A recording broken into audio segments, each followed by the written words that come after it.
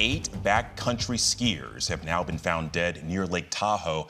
Officials are calling this the deadliest ski-related avalanche in U.S. history. Rescue crews are now holding out hope and working around the clock for that one skier that's still missing. 6 so far have been found. That avalanche taking the group by surprise in the Sierra Nevada mountains last night. And ABC's Trevor Ault is in Nevada City, California, with the latest for us. Well, Alex, this has been a grim update from investigators today, about 24 hours after that initial massive avalanche buried 9 members of a group of 15 that have been out backcountry skiing. Now the sheriff here says that they have located 8 of the missing 9. All of them are deceased, and that last person who they are still searching for is also believed to have died. Now, what we've learned from investigators at this point is they say the avalanche happened at around 11:30. They say the avalanche was about the size of a football field. We know 6 members of that group of 15 did survive, and one of them was able to contact emergency services using the SOS function on their phone. They then waited 6 hours as search and rescue teams braved the very difficult conditions, heavy snowfall, gale force winds.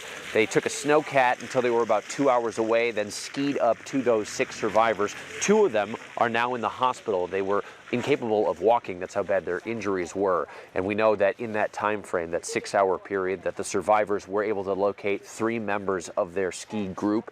All 3 of them had died by that time.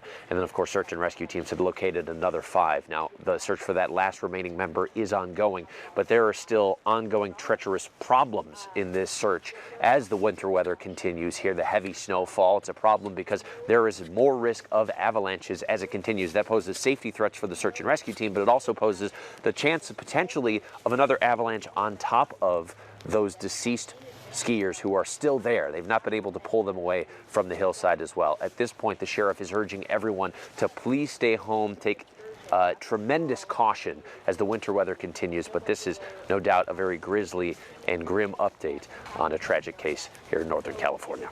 Alex? Yeah, grim indeed. Trevor Ault, thank you for that update. And for more on this deadly avalanche, I'm joined now by Dr. Christopher Van Tilburg. He's a physician and author of Mountain Rescue Doctor. Doc, we got to start. So we know there's 6 survivors right now holding out hope for that one that's still missing. But in terms of the injuries that doctors are looking to treat right now, what are they likely examining these rescued skiers for?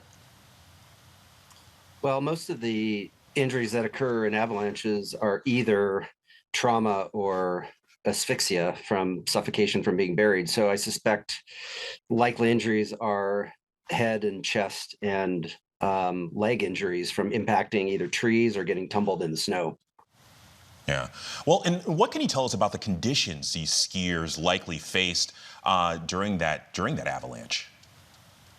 Well, the Intermountain West, basically the entire Western United States, had 6 or 8 weeks of sun, high pressure, which causes a very firm snowpack. And then on top of that came this storm, which delivered 80 or 90 centimeters of snow. So that massive, dense 80 centimeters of snow sitting on top of like a slick, hard layer of ice and snow caused probably travel to be very difficult and, ultimately likely caused the avalanche.